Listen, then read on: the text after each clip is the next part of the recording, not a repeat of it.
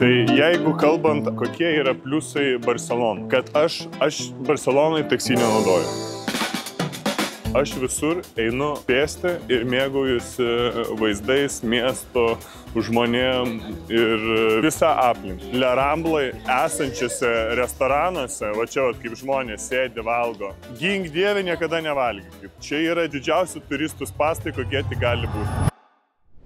Taip, tai sveikinuosi su jumis jau iš Barcelonos. Esu įsikraustęs, norėjau nufilmuoti visą šitą procesą, kaip tai vyksta pačią pirmą dieną, bet kaip ir anksčiau man sakydavo, kad ir aš nesuprasdavau, kad reikia turėti įkvėpimą daryti tam tikrus dalykus, tai filmuojant blogus, aš puikiai tą supratau, atrodo nieko nereikia per daug daryti, tiesiog paimti kamerą ir filmuoti ir viską rodyti, bet tikrai tai nėra taip paprasta, kaip atrodo. Tai nebus to, kad va, aš su jumis įsikraustau ir viską rodau, kaip buvo, kaip atvažiavau ir kraušiausi į vidų, bet parodysiu šiaip. Ir šiandien papasakosiu, kodėl pasirinkau Barceloną, kodėl man patinka Barcelona ir taip pat nueisim į mano vieną mėgstamiausių vietų Barcelonoje ir taip pat parodysiu, kodėl man patinka Barcelona ir kodėl ją įsirinkau. Tai mes stovime iš karto prie įėjimo į mano butą, į mano apartamentus. Tai patys apartamentai yra Passeig de Gràcia ar Passeig de Gràcia. Aš vadinu Passeig de Gràcia. Nežinau, ar tai yra teisingai ar ne, tai jūs manęs kalbininkai tikrai nepykit, nesmerkit, nes nežinau, kaip teisingai pasakyti. Apartamentai yra pačiame Barcelonos centre, pačioje širdyje, pagrindiniai gatvėje. Pasirinkau todėl, kad man patinka būti, nežinau, tarp žmonių, kad būčiau judesi. Vat išeinu ir esu centre. Kadangi pats Lietuvoje negyvenu centre, tai norėjau tą pajausti gyvenimo centre visą vaibą, plus dar kitoje šalyje, kuri man tikrai patinka. Yra pats Barcelonos centras, begalė žmonių visada. Mano namas atrodo štai taip. Ir įėjimas į jį yra štai čia. Durys, aišku, yra nežmoniškai sunkumo. Pats namas yra nesenai atrenovuotas, yra su labai tvarkinga laiptinė ir tikrai matos labai prižiūrėtas, nes kelis apartamentus anksčiau esu apžiūrėjęs, tai kad ir jie randasi pačiame centre, tačiau jie yra, jaučiasi, kad seni. Šitas namas yra visiškai atrenovuotas, va čia sėdi apsauga visada 24/7 ir tikrina tai, kas irgi yra tikrai didelis pliusas Ispanijoje. Taip pat pliusas gan didelis ir kodėl pasirinkau irgi būtent šitus, kadangi buvo ne vienas variantas centre apartamentų, todėl kad apartamentai ant viršaus turi nuostabią terasą, kurią, manau, parodysiu gal saulėlydžio metu, kada grįšim iš pavalgymo. Nežinau, pažiūrėsim. Tai kaip ir minėjau, po kairė sėdi čia, nenoriu tiesiog filmuoti apsauginis, kuris sėdi 24 valandas, liftas ir sakau, visa laiptinė ir visas namas yra puikiai atrenovuotas ir jaučiasi, kad nesenai yra padaryta renovacija. Įdomiausias dalykas, kad gyvenu antram aukšte, bet tiek kyli, kaip ne antram aukšte. Žiūrėk, kyli. Čia jau turėtų būti antras aukštas. Toliau kyli.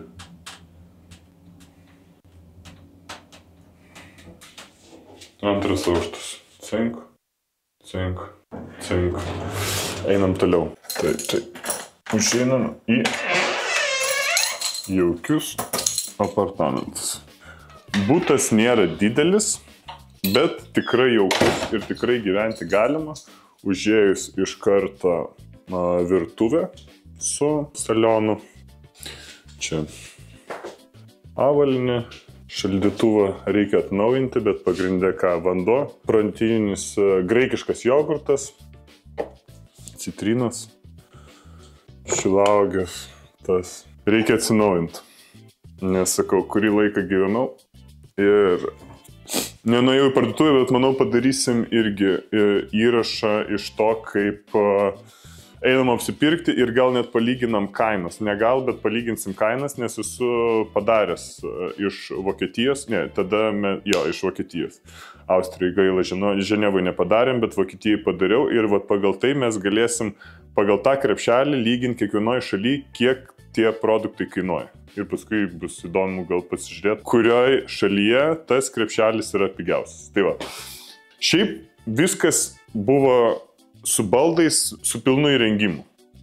Būtas nuomojasi, visai nieko įrengtas tikrai. Garso technika, akiniai, mano darbo kampelis. Kaip ir minėjau, salionas, virtuvė. Tada einam, kambarys yra vonios, kur viskas taip atrodo, dušas. Viskas tvarkingai, čia yra skalbimo mašina, čia yra miegamasis. Pro balkoną, balkonas toks, atsistot gali, tai aš jame galiu atsistot, bet čia tik realiai stovėt gali. Su tokiu vaizdu į vieną pusę, bet vaizdas čia ant stogo pagrindė. Ir čia, aišku, į kitą, centrinę tą gatvę matosi. Tai va, toks tas balkonas, aišku, nice to have, bet nieko ypatingo. Tai va, toks trumpas namų turas. Grįžę pakilsim ant terasos, tenais papasakosiu, kas patinka Barselonui, kas nelabai patinka, kodėl pasirinkau. Dabar einam į mano mėgstamiausią vietą Barcelonoje pavakarieniauti. Ir prieš tai kadangi reikia rinkti pakankamai baltymų, kiekvieną dieną renku 210 gramų baltymų, tai kad ir einu vakarieniauti, bet prieš tai suvalgysiu, kaip ir jau visi greičiausiai žinote, graikiškų jogurtą, nes man jisai labai yra paprasta paruošti ir turi daug baltymų. Užsimaišom, suvalgom ir einam toliau.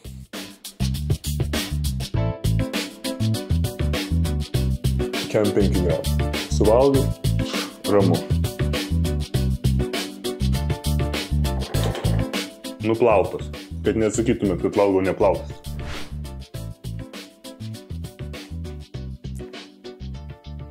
Tai užtruko užkasti, nežinau, ir pasigaminti 10 minučių bendrai. Iš šito gavome 42 gramus karpsų, 1 gramą riebalų ir 50 gramų baltymų. Viskas atrodo štai taip. Štai taip. Taip, tai dar keli dalykai, išeinant iš namų, ką noriu pasakyti. Barcelonoje visada vaikštau ne kišenėse kažką nešioju, o tokį dalyką, čia iš vis mano bėgimo diržas yra, bet jį pasislepi, ten susidedi telefoną, raktus, piniginę, yra viskas tai paslėpta ir niekas niekada iš tavęs nieko taip nepavogs ir netims. Dar kitas dalykas, kurį nežinau, ar esu iš vis minėjęs, grįžęs iš miesto visada prasidezinfekuoju pirmą rankas, tada pradezinfekuoju visą telefoną ir tada plaunu rankas. Eiti mums rodo 40 minučių, labai bus faina prasieiti. O kiek kilometrų? 4 kilometrai prasieiti.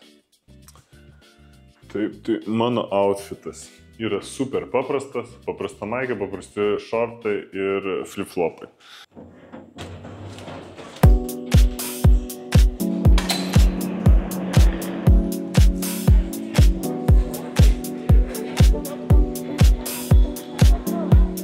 Tai paėjus 400 metrų nuo tenais, kur gyvenu, už manęs matosi, palaukit, Playa Catalunya. Jeigu netaip ištariau, nepykit. Bet šita aikštė yra skaitosi viena iš pagrindinių. Vakare tenais matosi fontanai gražus. Žmonės vakare čia renkasi. Tiesiog dabar pats metas, kada visi greičiausiai ruošiasi. Tik tais eit į miestą ar kažkur.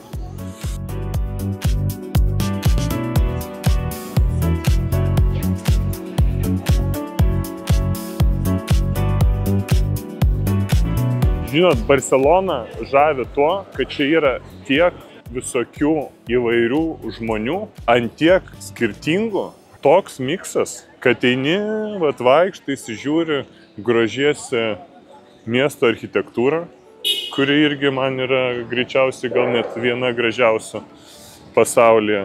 Ir žmonės. Maksimaliai visi skirtingi.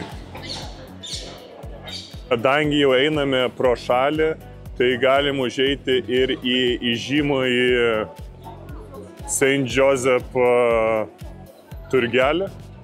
Žmonių čia yra be galo daug, aišku, dabar jau yra mažiau. Kainos yra labai užkeltos, turistinė vieta, aišku, produktai tikrai geri, bet yra tikrai labai viskas išbranginta. Asmeniškai aš čia nieko neperku, dabar jau anksčiau, kaip atvažiuodavau pirmus kartus, būdavau sužavėtas šito turgelio ir visada pirkdavau, bet po Barceloną nedidelio atstumo yra išmėtyta daug tokių turgų. Šitas yra pagrindinis, čia daugiausia žmonių ir čia aš manau, kad yra ir didžiausios kainos. Šiek tiek paėjus į kitą pusę yra tokie patys turgavietės, kur galima nusipirkti viską tą patį, bet pigiau. Bet einame vis tiek, padarysiu turą, parodysiu, ką jie pardavinėja, ką jie tenais turi, kokios kainos ir galėsite susilyginti. Eime. Man visada labiausiai imponavo būtent šitas skyrelis, nes yra labai skanių vaišių. Pažiūrėkit, kokios trešinas. Kokio didumo trešinas. Vaisių, kokių tik tais nori. Kitoj pusėje galima rasti riešutai, džiovinti dalykai, saldainiai. Šito jums niekada nelinkėčiau valgyti ir nepirkti savo ypatingai vaikams. Visiška plasmasė ir šito jums reiktų, jeigu ir valgot, pagalvoti apie absoliučiai atsisakymą, nes tai yra tiesiog grynas cukrus, pridėtinės vertės čia zero.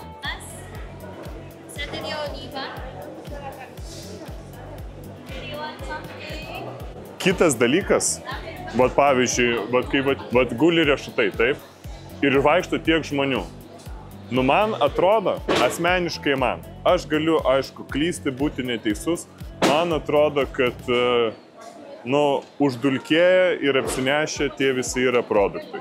Vaisius tai nusiplauni, bet ten kažkokius guminukus, riešutus ar dar kažką tugi neplausi. Tai toks man irgi visada klausimas iškildavo prieš kažką čia perkant ir žmonės, kurie perka, bet greičiausiai didžioji dauguma apie tai net nesusimąsto. Tai šiek tiek toliau paėjus nuo įėjimo parsidavinėja jūrų gėrybės visokios, šviežios. Kas mėgsta jūrų gėrybės arba austrės, tikrai ateikit, čia jos yra super šviežios ir super skanios. Tai tikrai rekomenduoju su žmonėm, kas mėgsta austrės, buvau čia atėjęs, ragavo, visiems labai patiko. Taip, kad tikrai ateikit. Taip, tai jeigu rezumuojant, esate pirmą kartą Barcelonoje, tai tikrai ateikit, pasižiūrėkit, atrodo viskas tikrai labai įspūdingai, bet aišku ir nusipirkit, pažiūrėkit, bet jeigu gyvenate čia ilgesnį laiko tarpą, tai tikrai yra pigesnių vietų, kur galima tos pačius produktus nusipirkti. Taip, kad einam toliau, nes nueiti šiandien yra tikrai nemažai.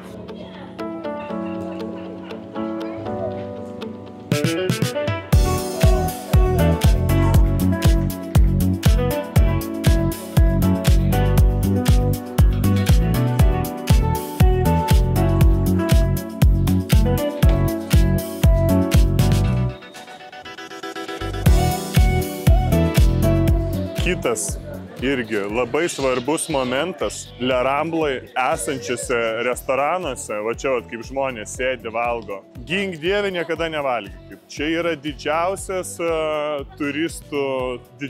turistų spąstai, kokie tik gali būti. Maistas nekokybiškas, šaldytas, kokteiliai skiesti, alus skiestas. Tikrai čia niekada nevalgykit. Jeigu reikia restoranų rekomendacijų, Tikrai yra ir pigiai skaniai, ir brangiai, pagal kiekvieno poreikį. Parašykit man asmeninę žinutę. Tikrai pasidalinsiu, negaila, nes Barcelona yra irgi ypatinga to, kad yra be galo skanių vietų, kur pavalgyti bet kokiam biudžetui. Čia yra tokia faina promenada palei mariną su vidutiniškais ir mažesniais visokiais laivukais.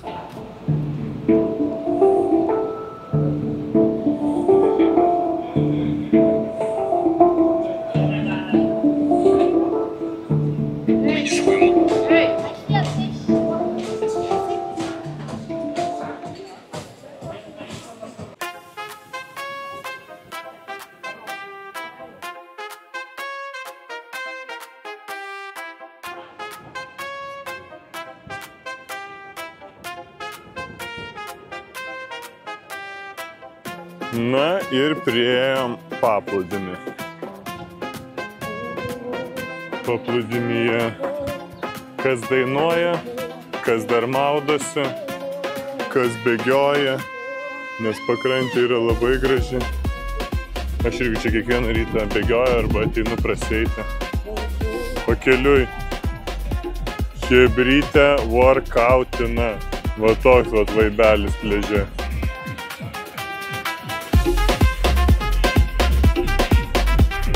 Ėjom ir pagaliau atėjom. Jones Greens. Mano labiausiai pamėgta vieta Barcelona. Taip, tai ką valgau? Order now. Valgom vietoj. Šita lokacija. Opa. Ir tada mano patikrintas dalykėlis avokado Super Green. Plus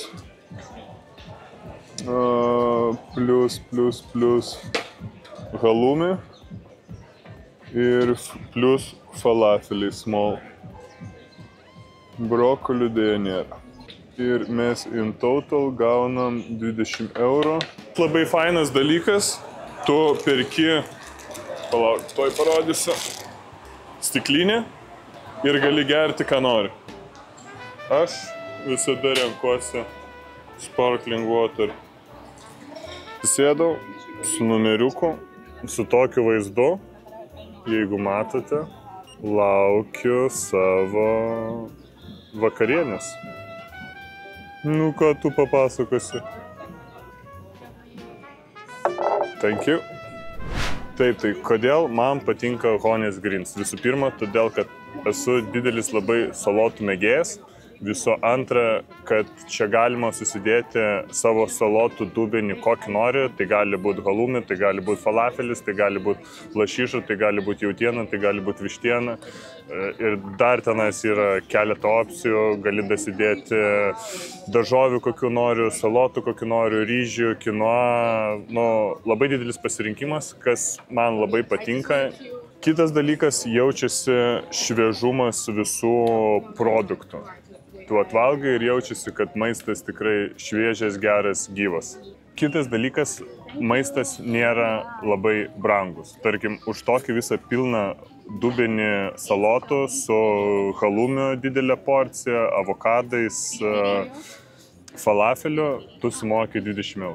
Kur tu pas mus nueini salotus gauni 13 €, neaišku kokios kokybės ir visa kita. Čia tikrai geras, gyvas produktas, todėl visiems labai rekomenduoju.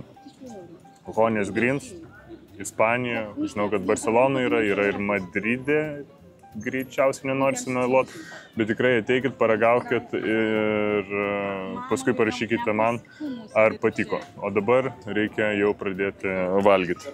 Žinot, pavyzdžiui, kiti žmonės, kurie gal valgo mažiau salotų, neskiria skirtingų salotų skonio. Jiems atrodo, kad kiekvienas salotos lapas yra vienodo skonio. Bet, pavyzdžiui, šitas skiriasi, nu, tarkim, nu, aišku, rukola labai jaučiasi ir labai yra jautama, tai jinai jau skiriasi. Bet, tarkim, va šita salota irgi kitos skonio, nu visos jos skirtingos skonio.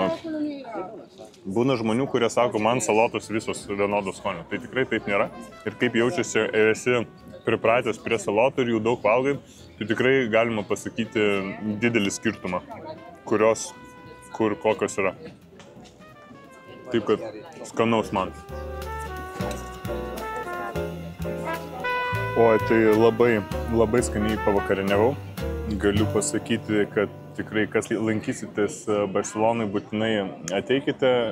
Siūlau į vietą Barcelonetoje, todėl kad su vaizdu bus jūra, aišku, yra taškų keli Barcelonoje, bet šitas man labiausiai patinka, nes gali mėgautis ir vaizdais į jūrą, ir šiaip fainai lauke sėdėti.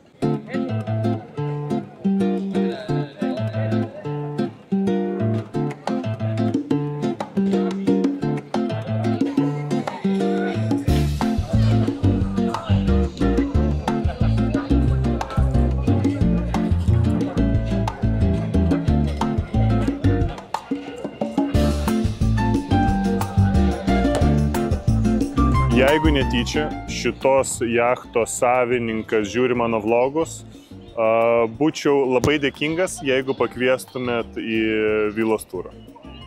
Čia šiaip, tarp kitko.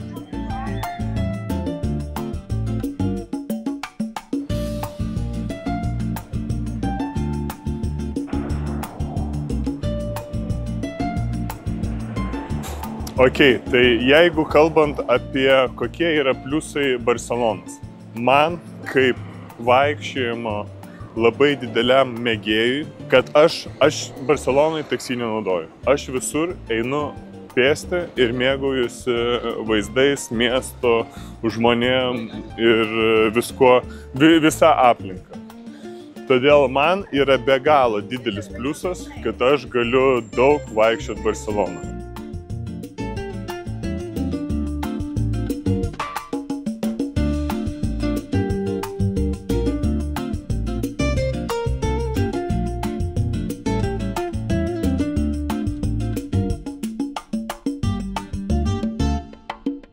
Kas aš jau prie namų, prasėjom 8 kilometrus.